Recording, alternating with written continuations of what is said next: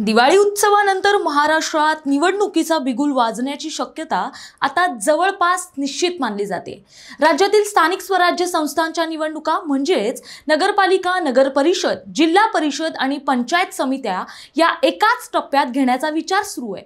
निवडणूक आयोगाच्या सूत्रांनी सांगितले, मतयंत्रांची संख्या पुरेशी असल्यामुळे तांत्रिकदृष्ट्या हे शक्य आहे। मात्र काही जिल्ह्यांमध्ये अतिवृष्टीमुळे निर्माण झालेल्या परिस्थितीचा विचार करून आयोग जिल्हा प्रशासनाकडून प्रत्यक्ष स्थितीचा अहवाल मागवणार आहे।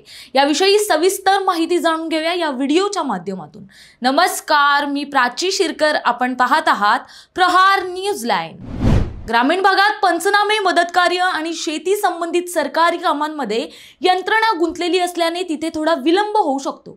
त्यामुळे राज्यभर एकत्रित निवडणुका घेण्याऐवजी प्रथम नागरी भागातील म्हणजेच नगरपालिका आणि नगर परिषदांच्या निवडणुका घेण्याची शक्यता व्यक्त केली जाते। आयोगाने याबाबत प्राथमिक चाचपणी सुरू केली असून सर्वोच्च न्यायालयाच्या निर्देशांनुसार वेळेत निवडणुका पार पडतील असं स्पष्ट करण्यात आलंय।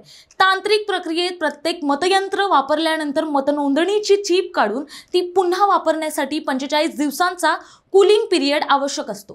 त्यामुळे टप्प्याटप्प्याने निवडणुका घेण्याची शक्यता अधिक आहे। या पार्श्वभूमीवर निवडणुका आयोगाची हालचाल वेगाने सुरू असून राजकीय पक्षांनीही आपापल्या पातळीवर तयारी सुरू केली आहे। भाजपने विभागीय मेळावे घेऊन संघटनात्मक बळकटीचा आढावा घेतलाय।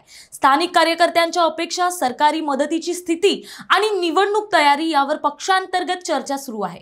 भाजपने वेगवेगळ्या विभागांसाठी समन्वयाची जबाबदारी विशिष्ट नेत्यांना दिली आहे। त्याचप्रमाणे एकनाथ शिंदे यांच्या शिवसेनेनेही उमेदवार अंतिम करण्याची आणि मतदारसंघनिहाय रणनीती आखण्याची प्रक्रिया सुरू केली आहे। अजित पवारांची राष्ट्रवादी काँग्रेस पश्चिम महाराष्ट्रावर विशेष लक्ष केंद्रित करते।